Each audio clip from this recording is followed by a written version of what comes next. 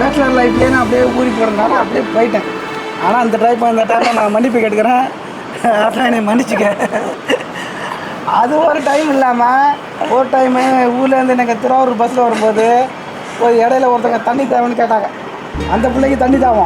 நான் இறங்கி போய்ட்டு தண்ணி வாங்கிட்டு போகிறேன்னு சொல்லிட்டோன்னா பஸ்ஸை எடுத்துட்டான் பாருங்க. ஆனால் இவள்கிட்ட மாட்டின்னு முடிச்சுக்கிட்டேன். பஸ்ஸை எடுத்துட்டான். இவள் போயிட்டு கண்டக்டரை போய் திட்டி எங்கள் வீட்டுக்காரர் என்ன வரல கீழே போயிட்டாரு, பஸ் நிறுத்துக்கன்னு சொல்லி பெரிய அம்மக்களம் பண்ணி அது சொல்றேன். என்ன பண்ணாரு தெரியுமா?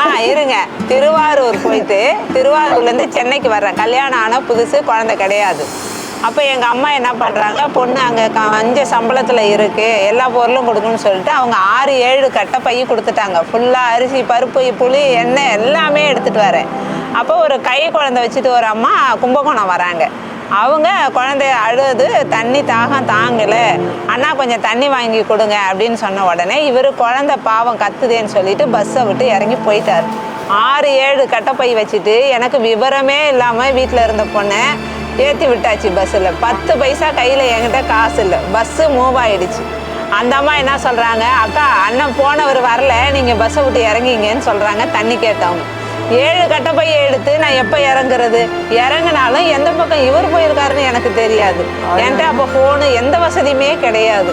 இவர் ஓடிட்டாரு, பஸ்ஸு சுத்துது, நான் அழறேன். இவர் சொல்றாரு, நீ கும்பகோணத்தில் போய் இறங்க வேண்டியதானே, எங்கள் வீட்டுக்கார் வந்துருவாரு, அடுத்த பஸ்ஸில் வருவார், நான் யாருக்கிட்ட போய் சொல்கிறது? நான் பஸ்ஸில் அழறேன். அந்த அம்மா சொல்லுது நீ இறங்கிக்கேன்னு. நான் கேட்டேன், அவங்க வீட்டு குழந்தைக்கு தண்ணி வாங்க போய் என்கிட்ட 10 பைசா இல்லாமல் விட்டுட்டு போயிட்டீங்க, இனிமே உங்களை நம்பி நான் வரமாட்டேன். இன்னைக்கு வரைக்கும் எங்கே போனாலும் நான் 500 ரூபா கையில் இல்லாமல் இவரோட போக மாட்டேன், போகவே மாட்டேன். நான் வச்சுக்கிட்டு தான் போவேன்.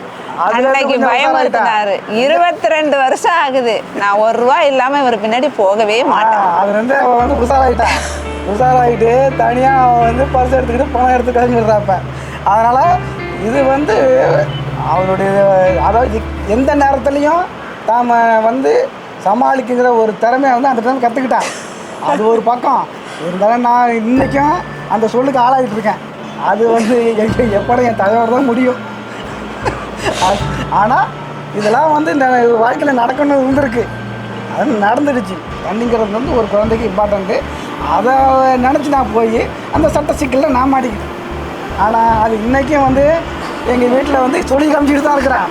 இந்த லெமன் ரைஸு, இந்த பஸ்ஸு, இதெல்லாம் எங்கள் வாழ்க்கையில் இன்னும் மறக்க முடியாத ஒரு நிகழ்வாக இருக்குது. அது எப்போ முடியும்னு நாங்களே காத்துக்கிட்டு இருக்கேன். அது எந்த காலத்தில் முடியுங்கிறது தெரியலை. அது முடிஞ்சிருச்சு. இப்போ அதையெல்லாம் மறக்கடிச்சு என் பையன் வந்துட்டான்.